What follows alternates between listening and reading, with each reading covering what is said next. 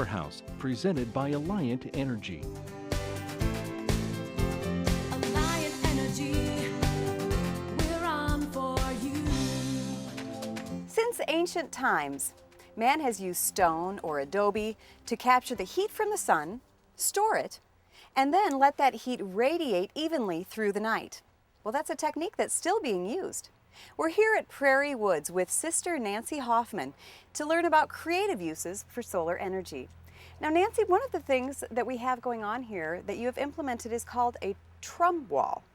Is that right? That's correct. Can you explain to us just what a Trombe wall is? Yes, a Trombe wall is a passive solar device.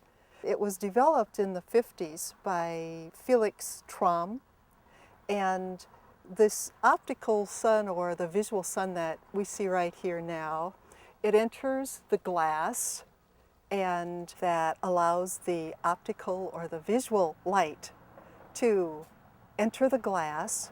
There's a glass that's about 3/4 inches away from a masonry wall, and the masonry wall radiates in the infrared light from that spectrum, and it stores it in the masonry wall.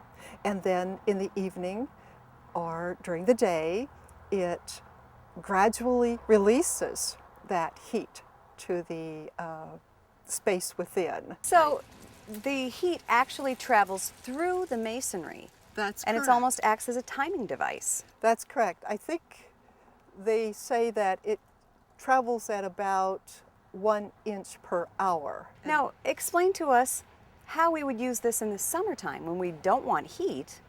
How does a Trombe wall work? You'll notice right now the angle of the sun is coming in about like this. During the summertime, the sun is higher in the sky. And so usually a Trombe wall has like an overhang on it, and then the sun hits that overhang and bounces back, or the sun, the angle of the sun during the summertime sometimes bounces off of the glass. And then you'll notice also that we have trees here. And right now we still have some of the leaves on the trees, but during the summertime there are more leaves, and some of the trees over there also cast a shadow over here, so that helps. We also have a ventilation system where the air can circulate in between the glass and the Trombe wall. So in the summertime when that's open, the heat isn't captured within that little cavity that we can see between the glass and the It's wall. captured somewhat, but not as much as in the winter, and then it can circulate back out. And flow. And flow, yes. What are some of the other systems that you have here at Prairie Woods? We have some active solar also. We have a thermal domestic water system at our guest house, and that heats the water for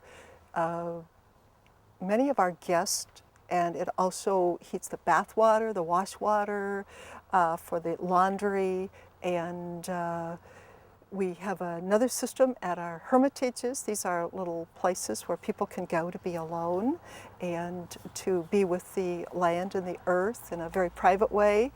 So they're rather self-sustaining. And those have solar panels. These have solar panels, and we are off the grid at the hermitages. Why don't you talk to us a little bit about your philosophy and why you're taking these great strides to use nature here at Prairie Woods? We believe that we've received this land as a blessing, and that as Chief Seattle, this land is not ours. We do not own it, but we have been given the privilege to be caretakers and also partners with the land. And we want to live with the land.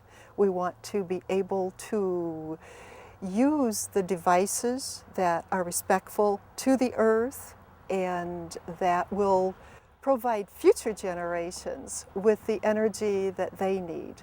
We want to find ways so that we're not using more abundance than we need to. Well, we certainly appreciate your commitment to the environment and to preserving our natural resources, and I think we can all learn from it.